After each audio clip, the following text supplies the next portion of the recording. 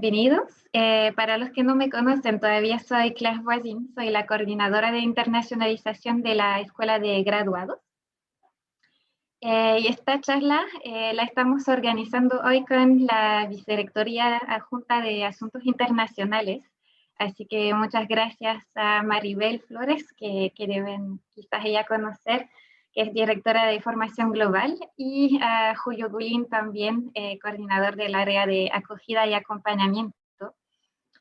También Belén del equipo de Julio y Viviana nos acompañan, así que muchas gracias a ustedes por su apoyo en la organización de esta charla y por también extender la invitación finalmente a todos los nuevos integrantes internacionales de la comunidad UC, porque finalmente todos están a punto de vivir una experiencia que quizás va a cambiar su vida. Muchos cambios y un tiempo de adaptación que no siempre es fácil, así que creo importante tener este espacio para conversar, para abrir el debate. Y hoy tenemos mucha suerte porque nos acompaña Roberto González, que es experto en estos temas acá en Chile. Tiene un currículum impresionante, así que voy a dejar la palabra a Julio, que nos va a presentar nuestro invitado. Muchas gracias, Roberto, por estar con nosotros. Mucho gusto. Gracias. Y solamente una instrucción adicional: si tienen consultas durante la presentación, no duden en escribir en el chat, y al final de la presentación de Roberto vamos a tener un espacio para responder justamente a estas consultas, pero también queremos darles la oportunidad de, si quieren intervenir, como dar su opinión, porque es más bien un espacio para debate, como decía. Así que pueden levantar la mano. Hay una herramienta en Zoom que les permite levantar la mano, y ahí les vamos a dar la palabra para que puedan compartir con nosotros. Así que muchas gracias de nuevo, y Julio, bueno, te dejo la palabra.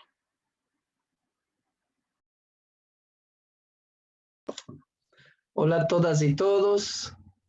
Muy bienvenidos y bienvenidas. Y yo les quiero entonces presentar a Roberto González. Roberto González es psicólogo de la UC, es doctor en psicología de la Universidad de Kent, en Reino Unido. Es profesor titular en la Escuela de Psicología UC. Él fue vicerrector entre 2010 y 2015 en la Universidad Católica. Fue director alterno del MIDE, que es un centro de medición de la UC, en distintos periodos, y director de la Escuela de Psicología desde 2007 a 2009. Él se ha especializado en el campo de la psicología social, la psicología política y la medición educacional, específicamente en temas tales como las relaciones intergrupales, el prejuicio, las conductas de ayuda, identidad y participación política en el desarrollo de instrumentos para evaluar el desempeño profesional del docente. Actualmente, él es investigador del Centro de Estudios de Conflicto y Cohesión Social, COES se llama, y del Centro Interdisciplinario de Estudios Interculturales e Indígenas de la UC. En 2009 fue distinguido en los Estados Unidos por la Asociación Científica de Psicología como investigador extranjero destacado. Roberto González se reincorporó en marzo de 2016 al equipo del MIDE UC, que es este centro de medición, y actualmente es el director alterno. Así que yo les dejo con él. Muchas gracias, Roberto, por estar con nosotros. Muchas gracias, Julio. Muchas gracias a todas y todos quienes hoy día asisten a esta conversación, la llamaría yo. Me voy a apoyar con algunos datos y en eso puedo anticiparles que inevitablemente yo tengo un sesgo, tengo la desgracia de ser académico y tenemos los límites que tiene la academia, pero como ustedes vienen de tantos mundos distintos, espero que podamos juntos poder discutir lo que yo les voy a mostrar. Mucho de lo que les voy a mostrar se basa en evidencia que nosotros mismos hemos generado en Chile y fuera de Chile, para compartir con ustedes este proceso que es tan importante y que gruesamente se enmarca en lo que son los temas que abarca la investigación en los temas de la migración. El desafío que implica moverse a otro país, no solo desde el punto de vista práctico, que implica ya muchas cosas, sino que de situarse en otra realidad, en otro espacio cultural donde se hablan muchas veces otros códigos, donde uno tiene que aprender a relacionarse de una manera distinta, donde lo que uno hace en su propio país, en otro lado puede ser percibido como una amenaza. En fin, hay un proceso de adaptación importante que depende de dos grandes principios. Uno, lo que le pasa a la persona que llega, lo que trae, su acervo cultural, su experiencia, pero también la literatura se ha preocupado mucho menos de esto. Es qué le pasa a la sociedad acogida. ¿Qué le pasa a la sociedad que recibe a las personas que llegan a vivir? Personas que normalmente son extranjeros, muchas veces los llamamos migrantes, extranjeros que reciben por un periodo acotado o otros que se quedan a residir definitivamente. La migración se ha transformado, ustedes lo saben, en un tema de alto impacto en todo el mundo. Y genera todo tipo de cosas positivas, pero también tensiones. Y parte de eso tiene que ver cómo la sociedad de acogida justamente se relaciona y concibe a las personas que llegan de otro lado. Las diferencias idiomáticas, las prácticas culturales, cómo uno interactúa, cómo uno tiene que aprender a navegar con estas nuevas reglas. Yo también fui migrante por varios años cuando hice mi doctorado en Inglaterra, y claro, el primer periodo fue difícil, porque lo que para mí era obvio no era obvio para ellos. Hasta que fui gradualmente integrándome y entendiendo, aprender a reconocer esos códigos culturales que son importantes. Yo les voy a apoyar esto con una presentación que de paso está disponible para todos quienes las quieran. O sea, se la voy a mandar a Julio para que la dispongan ahí. Yo todo lo que hago, todo lo que hacemos es público y está financiado con fondos públicos, entonces es disponible para todos. No es parte de un principio de democratizar el conocimiento. Miren, esta es una foto un set de fotos que armamos hace muy poco, cuando Chile empezó a experimentar cambios muy sustantivos en la población extranjera que llegó a vivir al país. Y si uno mira esta foto, 10 años atrás uno no pensaría que fuera Chile. Hay una matriz cultural, hay otra gente, otros colores de piel, acentos, formas de vestirse, prácticas culturales en las calles, que literalmente vienen a cambiarnos desde un punto de vista de la cultura, las cosas que tradicionalmente hacíamos. Chile con la migración empezó a cambiar sus hábitos alimenticios. Empezamos a descubrir una serie de comidas que son extraordinarias y que nosotros no conocíamos. Nos empezamos a encontrar con historias distintas, países a través de las personas que empezamos a interactuar.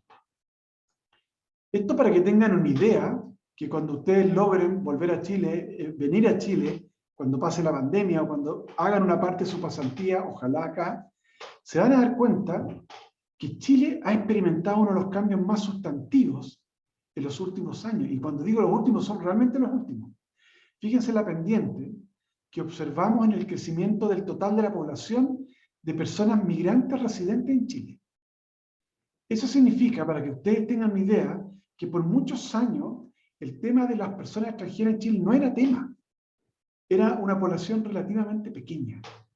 Pero esto cambió drásticamente a partir de 2014, donde empieza a aumentar en un flujo muy grande de muchos países, especialmente de la región, y llegamos hoy día en torno a un 8 o 9%. Para que tengan una idea, los países de la OCDE, que son tan citados en todo el mundo, promedian entre 10 y 12% de la población. Santiago, por ejemplo, ya tiene más de un 10%. Quiere decir que es una población suficientemente grande y visible para que las personas empiecen a interactuar con otras culturas. En el marco de una investigación que estamos haciendo actualmente en Chile, hicimos estos mapas georreferenciados donde ustedes pueden observar, por ejemplo, que en cada uno de estos distritos, estos son 3 comunas de Santiago que son muy grandes, Independencia, Santiago y Estación Central, en estas comunas calculamos el porcentaje de las personas de nacionalidad extranjera que viven respecto a las locales en estas llamadas zonas censales, que son estos cuadraditos que aparecen en el mapa. Y aquí los colores representan un aumento de lo más tenue a lo más rojo, donde hay mayor concentración. Si ustedes se fijan, la proporción en estas tres comunas hace pensar que efectivamente estas comunas cambiaron su matriz cultural. Quiere decir que ahí empiezan a coexistir personas con distintas tradiciones, idiomas, formas de vivir, con lo positivo y negativo que se puede gatillar en una población. Si ahora lo miramos, por ejemplo, cuando superponemos en estas zonas donde coexisten varios de estos grupos, estas zonas achuradas de color, por ejemplo, significa que ahí ya vamos a encontrar concentraciones importantes de haitianos, por ejemplo, peruanos y venezolanos, viviendo en ciertas áreas. Quiere decir que Santiago, por ejemplo, en estas comunas, empezó a transformarse claramente en comunas interculturales, donde la diversidad cultural ocupa un espacio muy importante y por tanto impone una enorme necesidad de enfrentar con políticas públicas en la discusión cotidiana, en la vida de las personas y por cierto en los gobiernos locales. Aquí hemos estado poniendo atención justamente porque en estos barrios se empiezan a producir procesos que están referidos con esto, la incertidumbre y la amenaza. Cada vez que los seres humanos nos enfrentamos a lo desconocido, migrar o moverse a otro país, nos vamos a enfrentar a la incertidumbre. La incertidumbre de saber cómo navegar socialmente en un entorno que uno desconoce. Desde lo más simple que es aprender a reconocer el barrio en que uno está, el transporte, las personas con que uno va a interactuar cotidianamente. ¿Cómo uno va a ser recibido? ¿Qué van a decir de nosotros? ¿Cuán fácil va a ser instalarse en la cultura? Eso siempre está rodeado de incertidumbre y todas las personas que tenemos esta experiencia tenemos que aprender a sortear y a navegar esa incertidumbre. Pero también está la experiencia de la amenaza. Amenaza no en términos físicos, porque muchas veces eso no ocurre. Lo más natural es observar la amenaza en términos reales desde el punto de vista de que los locales, por ejemplo, puedan percibir que uno como inmigrante va, por ejemplo, a consumir los recursos que están asignados a los locales. Y que es una vieja discusión que hay respecto a los puestos de trabajo, al empleo, recursos en los jardines infantiles, en salud y otros bienes, que son de alta importancia para las comunidades. Pero también amenaza en lo simbólico, así se reconoce en la literatura, cuando hablamos de personas que en este caso tienen la sensación de que su cultura va a ser alterada, que vamos a perder los valores y los principios que tenemos, porque llegan personas con otras prácticas culturales. La gran pregunta es cómo hacemos que quienes llegan y quienes reciben puedan encontrar las maneras de que esto no se transforme en un problema. Les voy a mostrar ahora evidencia de estos temas que estoy mencionando a través de varios estudios.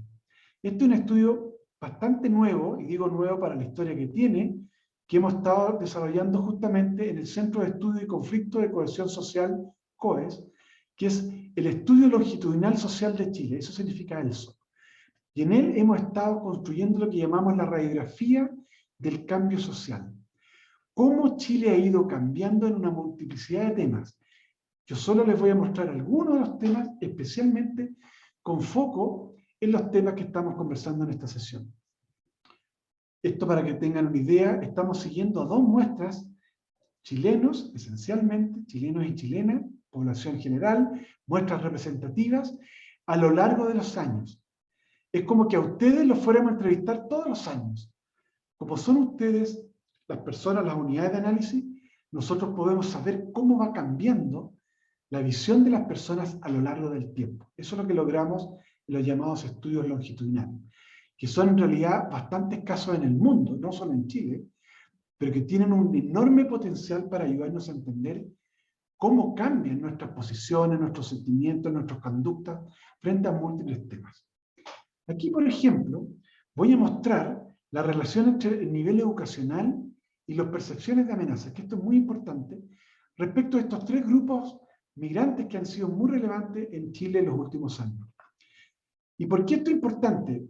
Porque ustedes, si miran, lo más probable es que ustedes se van a ubicar todos aquí.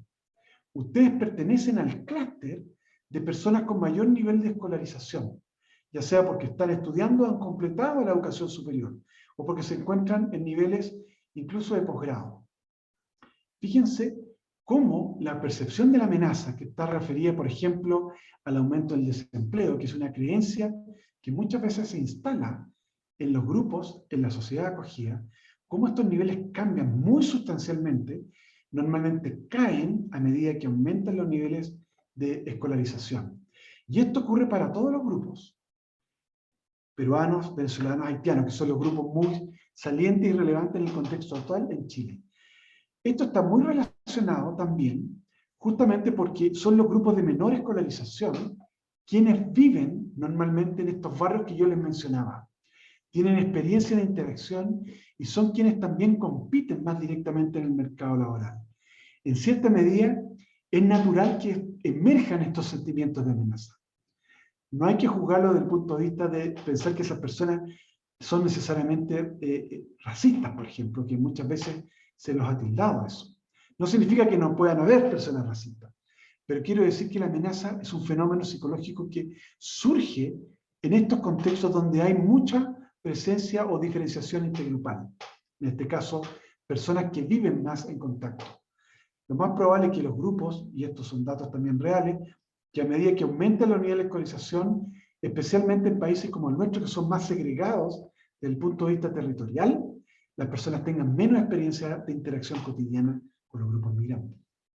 Cuando analizamos lo que se refiere a esta idea de la pérdida de la identidad, nuestras formas de ser, nuevamente se constatan, aún así un nivel un poco más altos, nuevamente se constata esta gradiente, cómo caen los niveles de percepción de amenaza a la identidad cuando aumentan nuevamente los niveles de escolarización. Otra hipótesis que está detrás de esto, que cuando hay más nivel de escolarización, de educación, las personas tienen más elementos analíticos de juicio para poder evaluar hechos como en los que estamos discutiendo. Si ahora miramos, por ejemplo, estos para entender cómo evolucionan en el tiempo, en el caso de la población peruana, hemos tenido datos todos los años, a lo largo de los años, y si ustedes se fijan, este patrón de caída también se constata, como ya lo veníamos viendo, pero además es muy importante mostrar que esto es una variación que se da a lo largo de los años. Quiere decir que a medida que pasa el tiempo, los niveles de amenaza también van cambiando a lo largo de los años. Si ustedes se fijan, en los niveles de escolarización, sea básica o universitaria, uno ve también esta pendiente negativa porque estamos hablando de caída de los niveles de amenaza realista o también simbólica. ¿Por qué esto es importante? Y aquí viene algo que es muy sustancial para lo que ustedes en algún momento espero puedan vivir. Y la verdad, cuando preparaba esta presentación decía, bueno, ¿cómo les voy a hablar de la hipótesis de contacto si en realidad lo que tenemos hoy día son condiciones que restringen nuestra posibilidad de interactuar? Este profesor, que trabajaba en la Universidad de Harvard, muy influyente en la psicología social, es uno de nuestros mentores intelectuales. Él publica el año 1954 un libro muy importante que se llama La naturaleza del prejuicio. Y en ese libro anticipa, entre muchas otras cosas, que el prejuicio en realidad no estaba anclado específicamente a aspectos más de la personalidad, más individuales, si ustedes quieren. Por muchos años se pensaba que la personalidad jugaba un rol muy importante para predecir los prejuicios de la gente. Que las personas que eran prejuiciosas era porque tenían rasgos individuales que lo hacían prejuiciosos. Por ejemplo, cuando se analizaba la conducta de quienes adherían al Ku Klux Klan, por ejemplo. Recuerde que en esta época el tema del racismo en Estados Unidos era extremadamente fuerte y estaba toda la población afroamericana segregada de la población blanca. Y se pensaba que el prejuicio se exhibía especialmente porque habían personas que tenían estos rasgos, estas características individuales. Bueno, Gordon Allport publica ese año un libro tan señero que nos muestra y abre el camino para entender que el prejuicio está mucho más vinculado a la noción de grupo. Y él pensaba que la influencia de otros en la manera como uno siente, piensa y actúa era tan fuerte que la pertenencia a un grupo per se era suficiente para activar creencias negativas hacia otros grupos.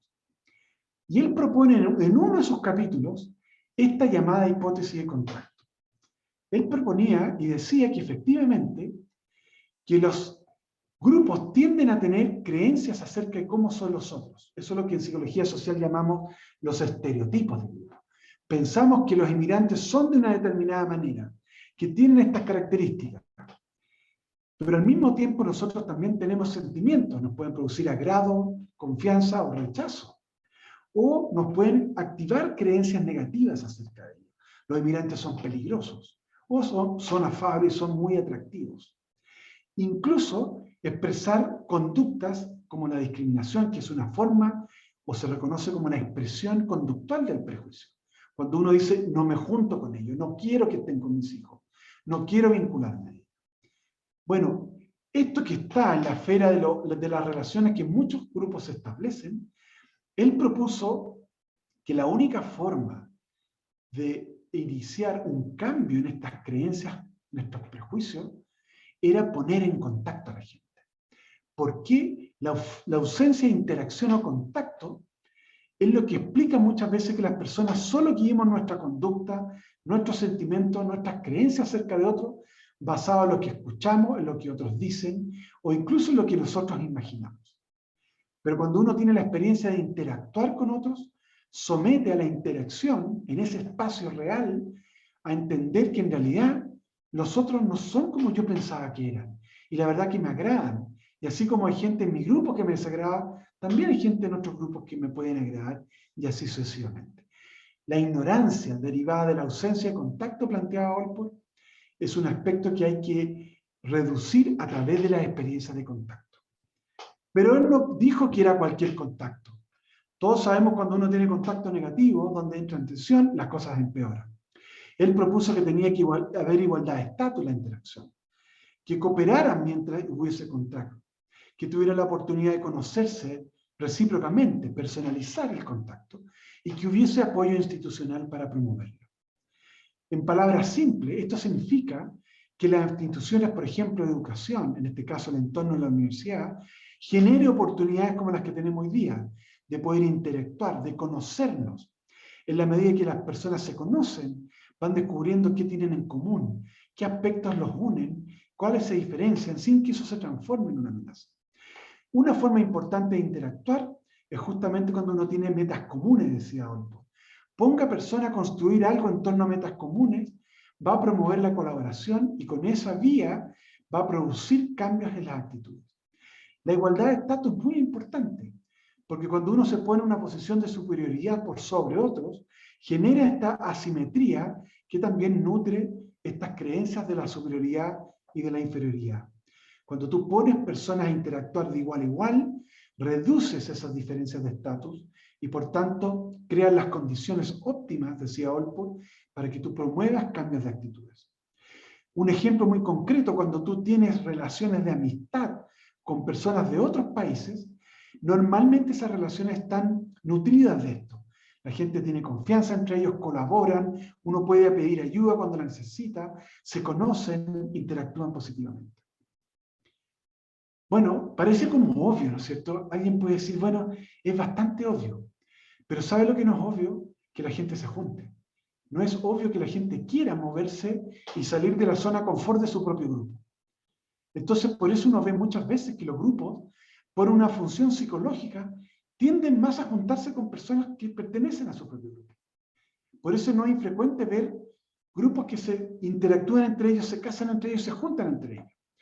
Las poblaciones asiáticas en general tienen una orientación más cultural a mantener altas distintividades de su cultura, pero a mantener distancia social con otros grupos. Pero ellos se juntan con mucho más frecuencia que, por ejemplo, las poblaciones latinas, donde tienden a ser mucho más expansivos en sus relaciones e interactuar con otros grupos culturales. Veamos ejemplos muy concretos de esto.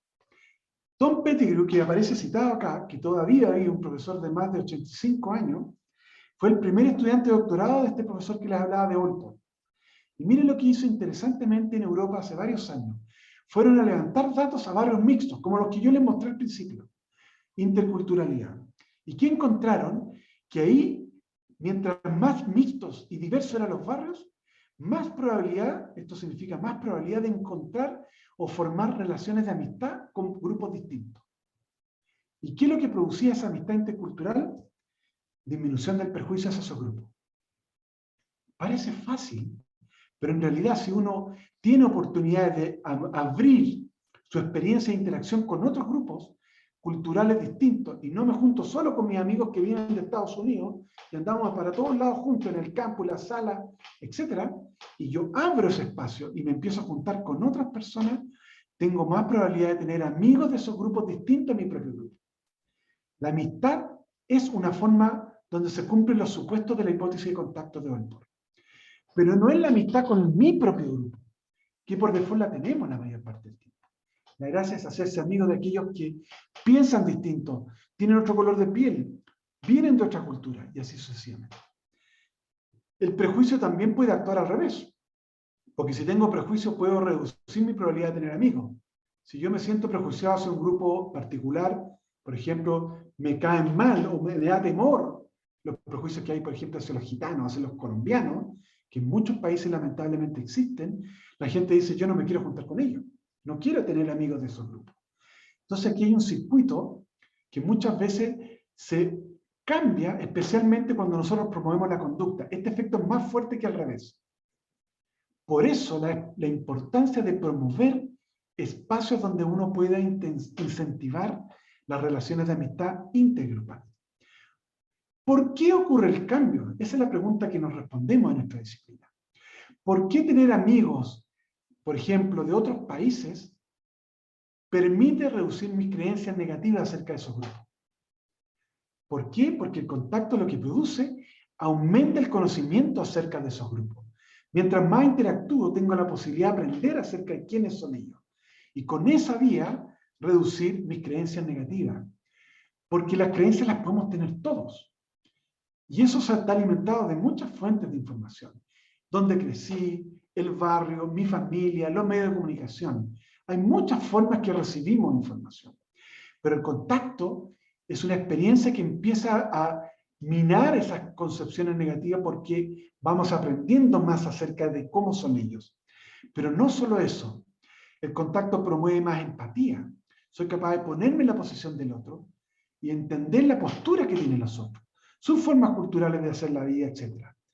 Pero también, importantemente, reducen la ansiedad intergrupal. Esa ansiedad que uno puede experimentar cuando se encuentra con gente distinta a uno.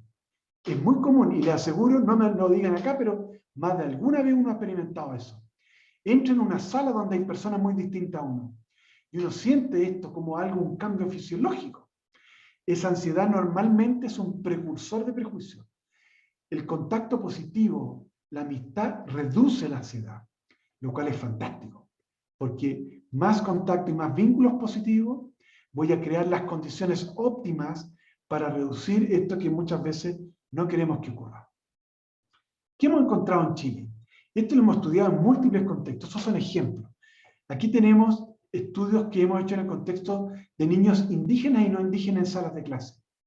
Y fíjense, los niños mientras más contacto, amistad tienen, más aprenden de los otros, y mientras más aprenden, menos ansiosos se sienten respecto de los otros, y esto afecta directamente el prejuicio. Por tanto, fíjense que aquí se produce un círculo positivo. Reducimos por las dos vías algo que produce prejuicio, y por tanto es una buena noticia. Creamos contacto, aprendemos los otros, me siento menos amenazado, el prejuicio cae. Otro efecto que hemos estudiado, volviendo a este mismo estudio que les presentaba. Por ejemplo, mientras más contacto las personas positivas tienen con inmigrantes, cae la percepción de amenaza, fíjense, cae la percepción de amenaza que tienen, en este caso, hacia los peruanos y hacia los haitianos. Quiere decir, los chilenos que conocen más migrantes de estos grupos se sienten menos amenazados. Fíjense, el mero contacto de buena calidad. ¿Qué significa esto? La gente evalúa interacciones positivas. ¿Y cómo cae? Fíjense cómo cae, y eso es muy importante. En otras palabras, la amenaza no cambia de la nada. La amenaza cambia producto de la experiencia. Fíjense ahora, mirando otra dimensión, la confianza. La confianza es un elemento esencial en la interacción humana. ¿Cómo aumenta la confianza hasta esos grupos? Nuevamente, a medida que aumenta la frecuencia de contacto. Fíjense, no importa el grupo, Para todos los grupos, sistemáticamente uno encuentra, aquí en menos marcado, que a medida que las personas aumentan la frecuencia de interacción, suben los niveles de confianza hacia esos grupos. ¿Cómo puedo confiar más en ellos? Interactuando más frecuentemente con ellos. Es muy importante entonces el contacto. El contacto, de paso, puede ser directo como el que estamos midiendo acá, pero también indirecto. Por ejemplo, mis amigos que tienen amigos peruanos, mis amigos que tienen amigos haitianos o norteamericanos y así sucesivamente. O lo puedo ver mediado a través de otros mecanismos. Toda esta historia que les cuento, y es lo que hacia dónde nos hemos ido moviendo ahora recientemente, está relacionado con el rol que cumplen las normas. Las normas, estamos hablando acá de normas que tienen que ver con la esfera psicológica. Son normas más bien subjetivas. No estamos hablando de los cuerpos normativos que establece la ley o que establecen los cuerpos formales de las normas. Aquí estamos hablando de las normas, de la influencia normativa que estamos todos expuestos. Les pido que se imaginen por ahora que ustedes son esta persona aquí. Esta persona es lo que llamamos, es una fuente de influencia para otras en el grupo en el cual pertenecen. Piensen ustedes cómo son respecto de la influencia que ustedes ejercen en su red de amigos. Ustedes tienen una red de amigos. ¿Será más grande o será más pequeña? ¿Cuánto pueden ustedes influir en su red cercana? Piensen ustedes si son una figura en una comunidad política, en una comunidad religiosa, en una comunidad deportiva. Quienes tienen estos roles son fuentes de influencia muy importantes que pueden guiar la conducta de otros. Eso significa algo muy importante. Lo que yo haga puede hacer cambiar la conducta de otros. Mientras más influyente es uno, más mi conducta guía la conducta de los otros. A eso nos referimos por la influencia normativa que tiene, por ejemplo, alguien que es social influencer, así se dice en inglés. Muy importante. Los líderes pueden cumplir este rol, pero no siempre son los líderes. A veces son personas que por sus características, los que están en el grupo los siguen y lo guían. Esas personas son influyentes. Y si uno percibe que la conducta que uno hace guía a otros, si yo opto, por ejemplo, por juntarme con otras personas distintas de mi grupo, eso puede guiar directamente la experiencia de otros.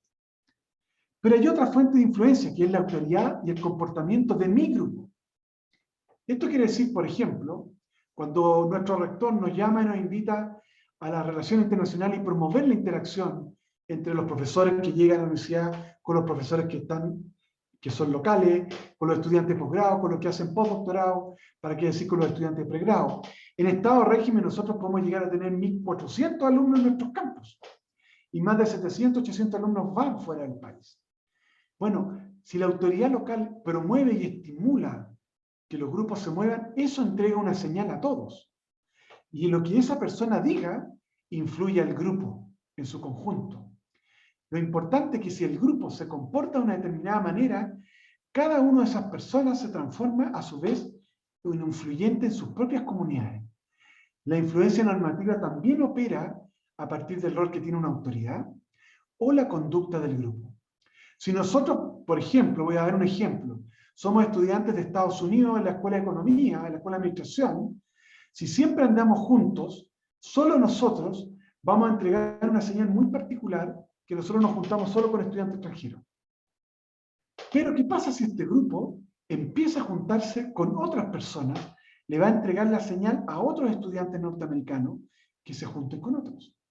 Así entra esta dinámica de la influencia normativa. Así entonces, hemos llegado a poner foco en las normas como algo muy prioritario. Cuánto lo que yo hago, o lo que la autoridad, o lo que otro, mi grupo hace, puede influir mi conducta o no. Y para ver que esto no es solo teórico, les traje evidencia. El mismo estudio de Nantes. ¿En qué medida, por ejemplo, cuando yo percibo mi familia, mis amigos valoran que yo tenga amigos peruanos, haitianos, venezolanos? Fíjense, mientras más pienso que mi familia, mis amigos valoran que yo tenga amigos peruanos o que me junte con ellos, miren lo que ocurre. Aumenta la frecuencia de contacto. Es notable esto. Si yo pienso y percibo que mi red lo valora, yo me junto más. Estas personas que respondieron esto, estas personas, todas las que están en gris, piensan que su familia y sus amigos valoran que ellas tengan amigos peruanos, haitianos o venezolanos. El hecho de que lo piensen, por eso es una norma subjetiva, es suficiente para gatillar en ellos un cambio en la conducta. Pero lo que están en las barras celestes, proporcionalmente es mucho menor. Quiere decir que ellos también se juntan, porque no está en cero, pero aumenta sustantivamente cuando la norma está operando.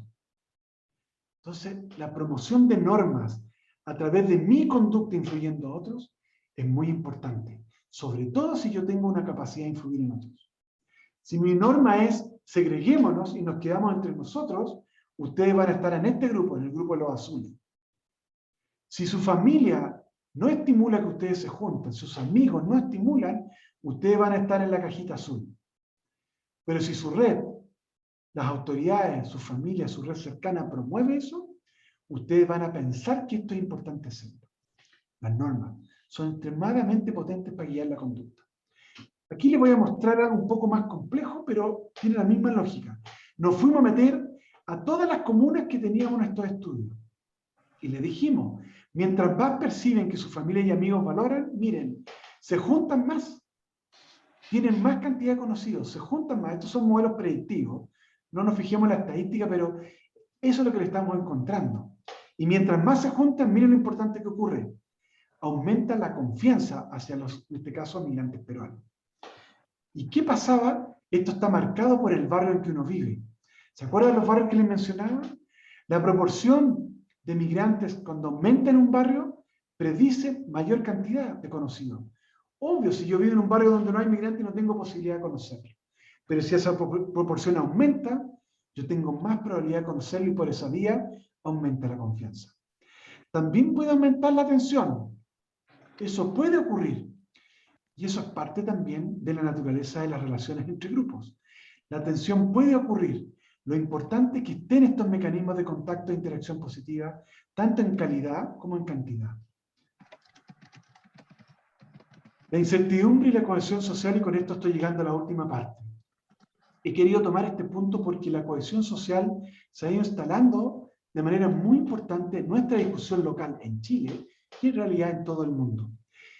Hay un trabajo muy importante hecho en una fundación alemana, les voy a mandar toda esta referencia, y nosotros me tocó participar en una comisión ministerial nacional, donde convocaron a un grupo de académicos y personas de la sociedad civil que pudiésemos pensar acerca de la cohesión social y de todo lo que ha habido en Chile, incluyendo el llamado así estallido social, que nos remeció como país y nos hizo pensar a este tema.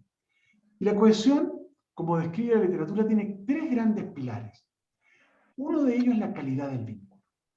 Cuando hablamos de la calidad del vínculo, y por eso me pareció importante mencionarlo con ustedes a propósito de esta experiencia que estamos hablando, que cuando uno va a un país distinto, el tipo de relaciones sociales que establece la comunidad en que está inserto, ya sea en el lugar donde ustedes van a vivir o donde viven, con sus vecinos, o con la red de personas que van a interactuar cotidianamente en la sala de clase, esa calidad de las relaciones que se establecen forma parte esencial de la cohesión.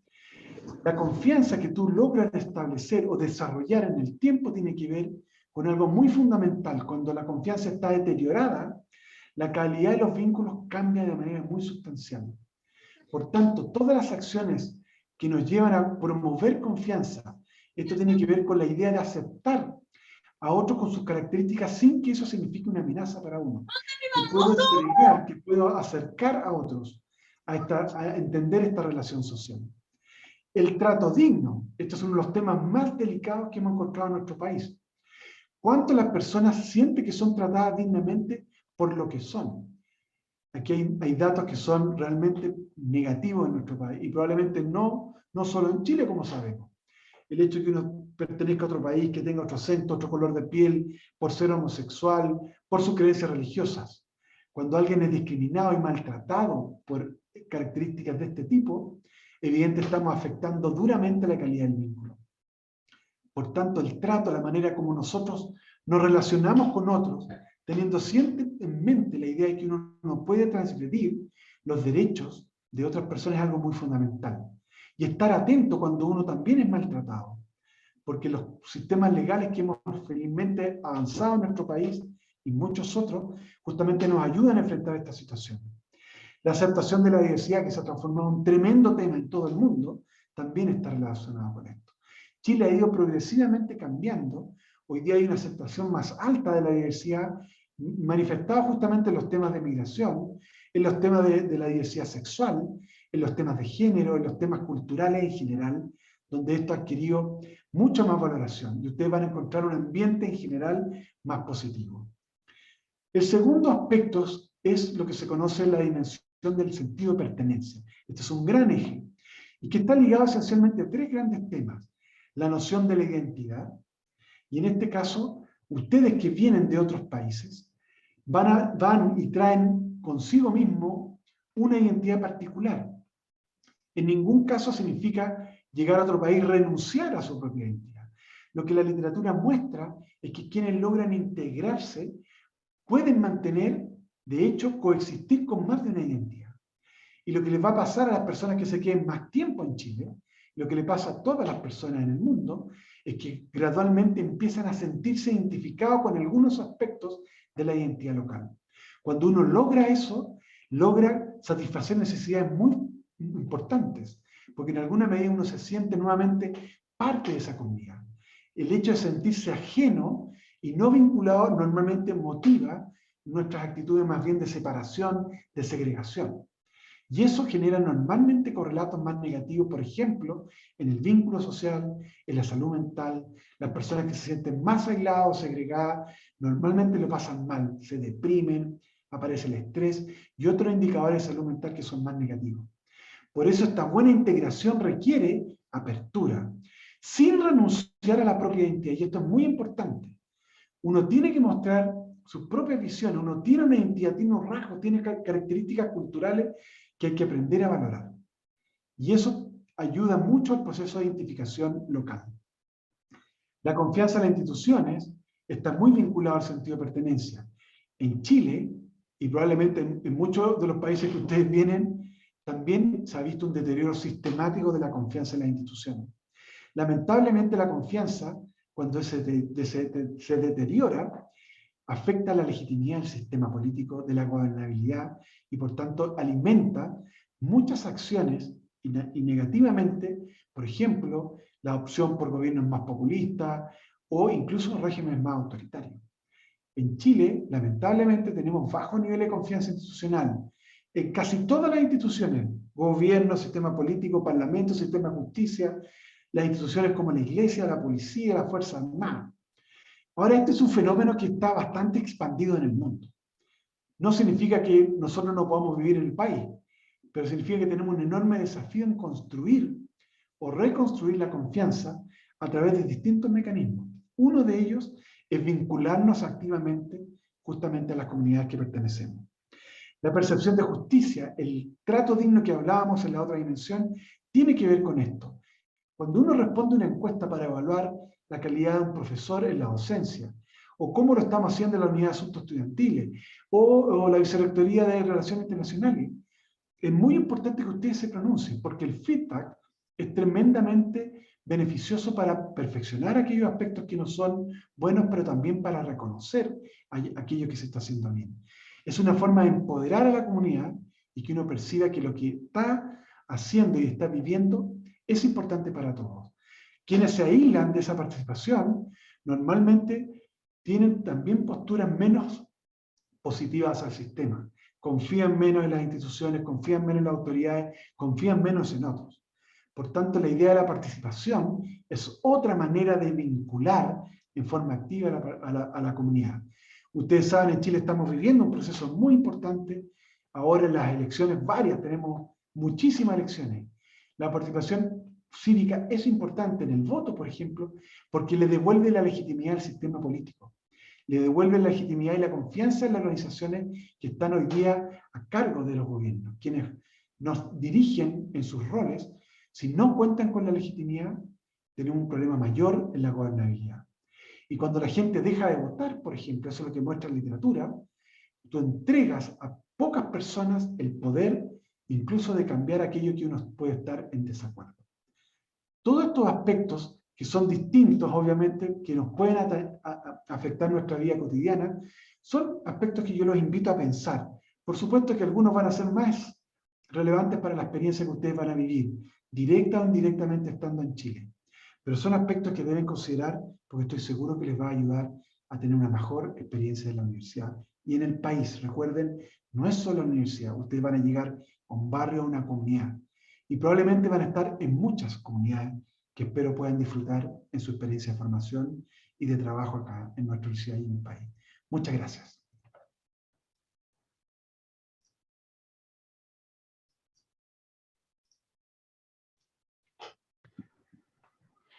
Muchas gracias, Roberto. Muy interesante. Yo creo que, bueno, yo también, yo creo que quizás se dieron cuenta, soy francesa viviendo acá en Chile, así que yo estoy muy de acuerdo con todo lo que dijo Roberto. Yo creo que hay muchos procesos y es muy importante generar contacto y aprender del otro. También hay que tomar en cuenta, yo creo, varias cosas.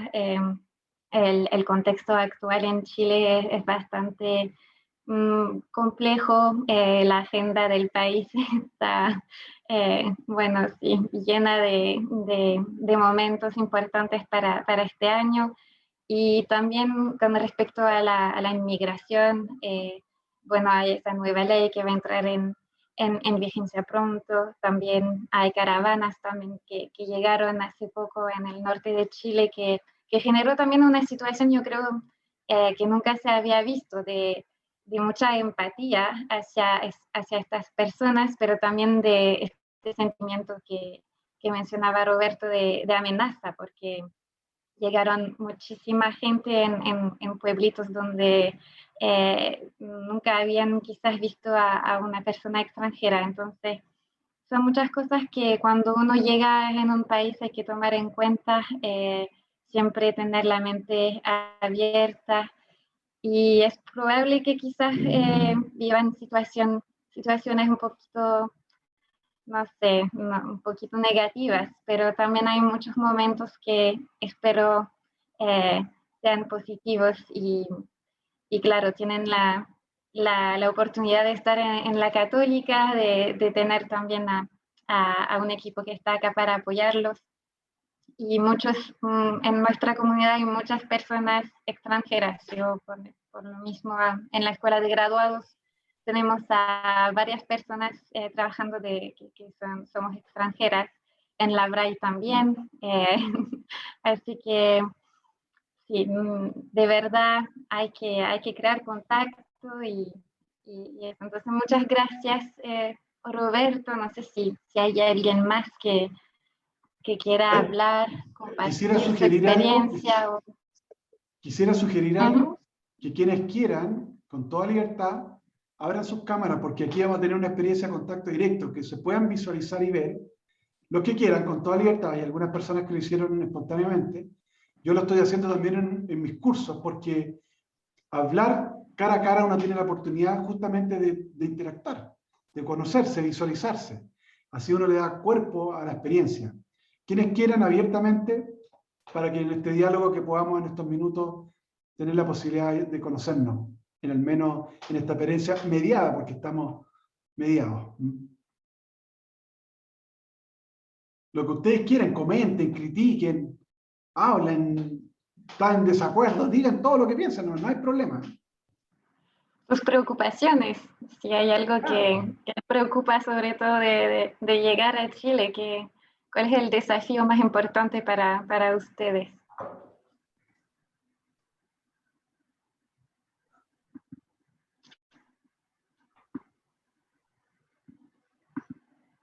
Bueno, si no se atreven. Bueno, gracias. Ah, perfecto. ¿Puedo? Sí, por supuesto. Entonces, muchas gracias al profesor Roberto por la charla, ¿sí? Yo soy brasileño, soy académico de la universidad y bueno, estoy muy de acuerdo con la hipótesis del contacto. Sí, yo hice otra experiencia en otros países y creo que he tenido la posibilidad de poner en práctica con mis limitaciones esta hipótesis. Por lo tanto, estoy muy de acuerdo y muchas gracias. Tudo bem? Tudo Obrigado. jóia? Tudo jóia. Julio también es brasileño, ¿no es cierto, Julio? Por eso está tan contento. Ah, gracias, Julio. Sí, sí. Es ¿Cuánta verdad. gente hay de Brasil en este grupo? ¿Hay esta gente de Brasil? Está también la profesora. Sí, yo soy brasileña también. Hilde. Bueno, Sí. Mucho gusto, Hilde. ¿De qué parte de Brasil vienen ustedes, Edelmar y Hilde? yo soy de Salvador. Ah, qué bueno. Bahía. Bellísimo lugar. Norte. Sí, Yo sí. soy de São Paulo. São Paulo. Sí. Como yo. Mucho gusto. Ah. Hi, Julio. Hola. Ay.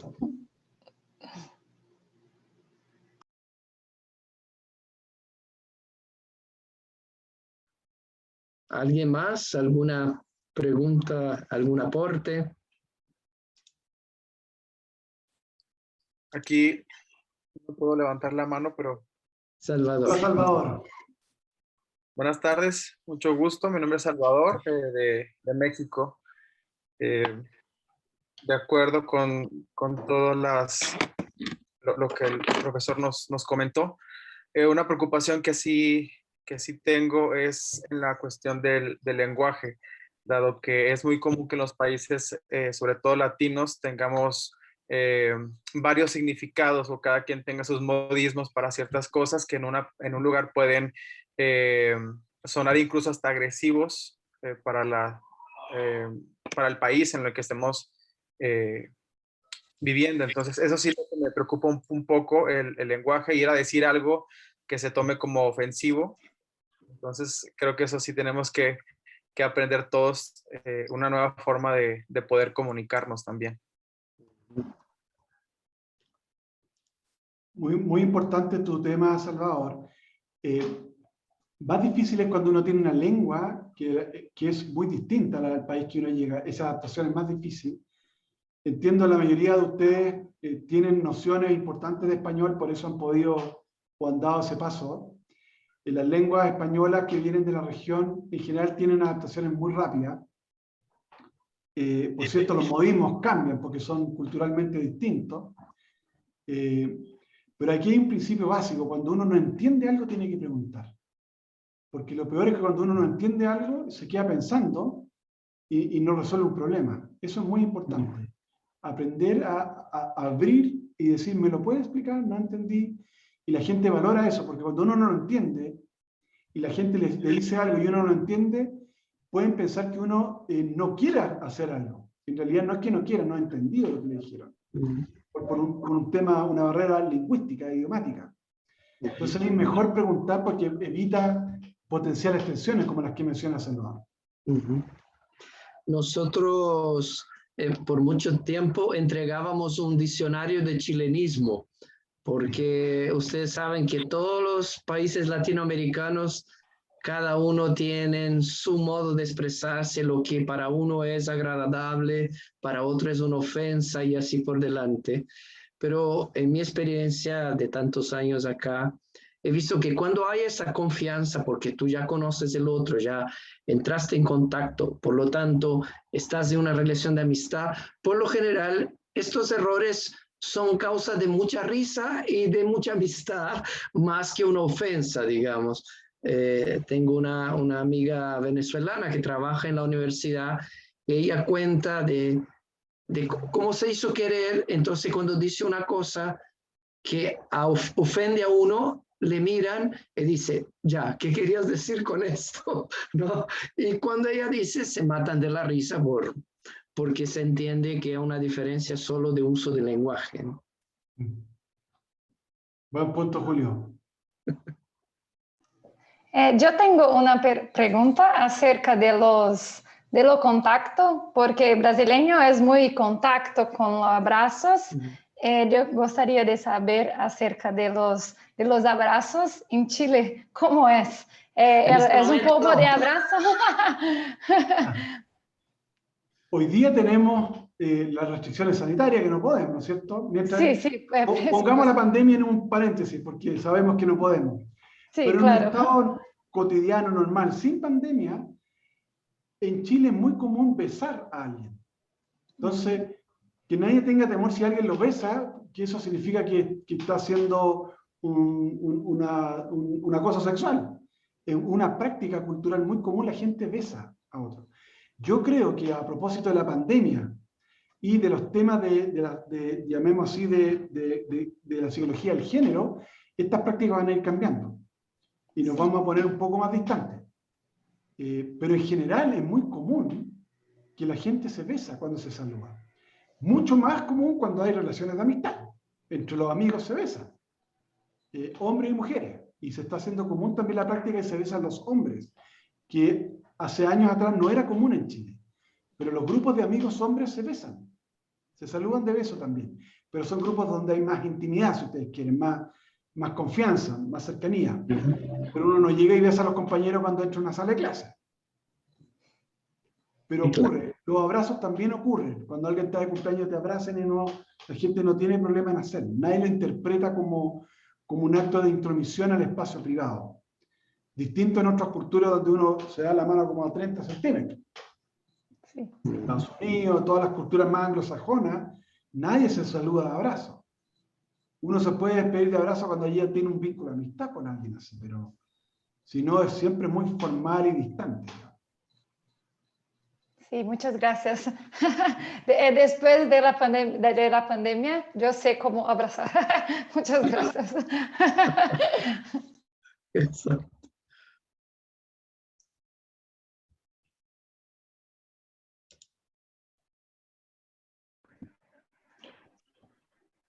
No sé si alguien más quiere hablar, quiere compartir. Flora quiere decir algo. También es de Brasil, Flora, ¿no? Sí, soy de Brasil. Miren, Debería. un detalle. Han hablado puro brasileño hasta ahora. Sí, Cultura colectivista. es verdad, muy hablamos sociable. mucho. No, yo creo que es un rasgo de la cultura.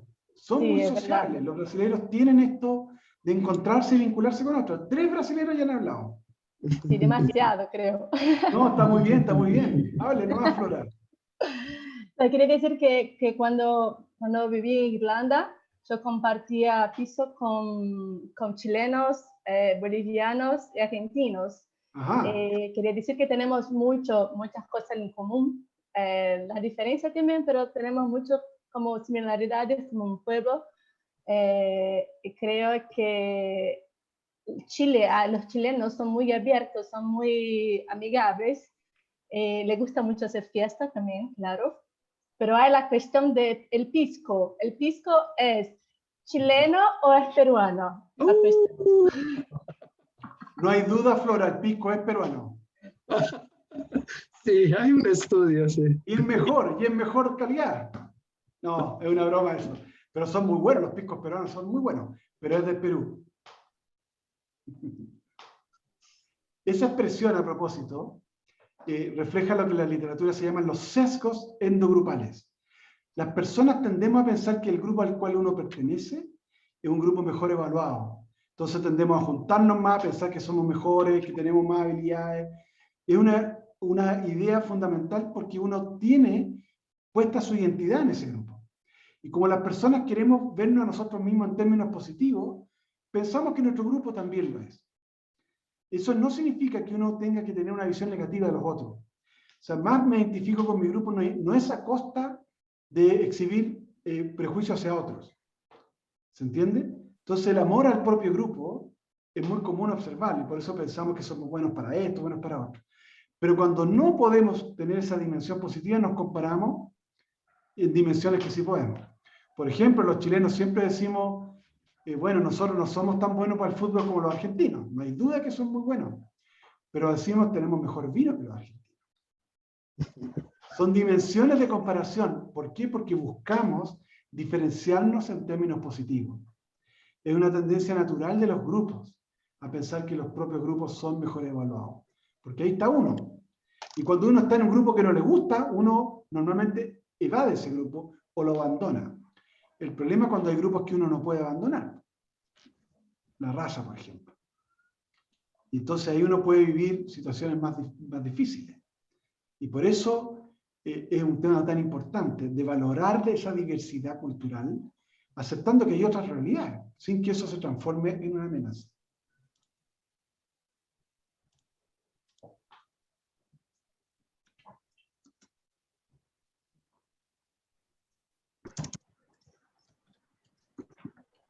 Bueno, muchas gracias entonces a todas y todos. Muchas gracias, Roberto, por tu tiempo, por esta presentación muy interesante. Y yo creo que fue bueno poder conversar un poquito de esto. Y bueno, les invito entonces a crear contacto, a conocerse, a hablar con también los chilenos, porque yo creo que de base quizás van a estar más en contacto entre ustedes llegando a Chile, pero también van a poder conocer, ojalá, a algunos chilenos y justamente hacer caer estos prejuicios. Así que, de nuevo, muchas gracias a todos, que tengan una buena noche ahora casi. Y bueno, cualquier cosa, estamos en contacto y nos pueden escribir, que sea a la Vicerrectoría de Asuntos Internacionales, a nosotros, la Escuela de Graduados para los alumnos de doctorado. Así que, bueno, con esto yo creo que nos podemos... Y gracias a Roberto por esta presentación. Realmente le agradecemos mucho, fue muy útil. Con todo gusto, muchas gracias. Muchas gracias, Roberto. Gracias, Roberto. Y a todos los que asistieron, Claire por organizar también, muchísimas gracias. Con todo gusto. Espero que a todos les habrían servido un poquito estos tips, especialmente esto de aportar, de la cohesión, de preocuparse por las reglas, un poquito también, que todo eso ayuda también a ser amigos, así que muchas gracias. Saludos a todos los de pregrado que veo conectados. Sí, los veo a los nombres, no están con carita, pero... Y saludos a todos. Chao, muchas gracias. Gracias. Chao. Abrazos Chao. virtuales para todos y todas. Chao. Gracias igualmente. Chao.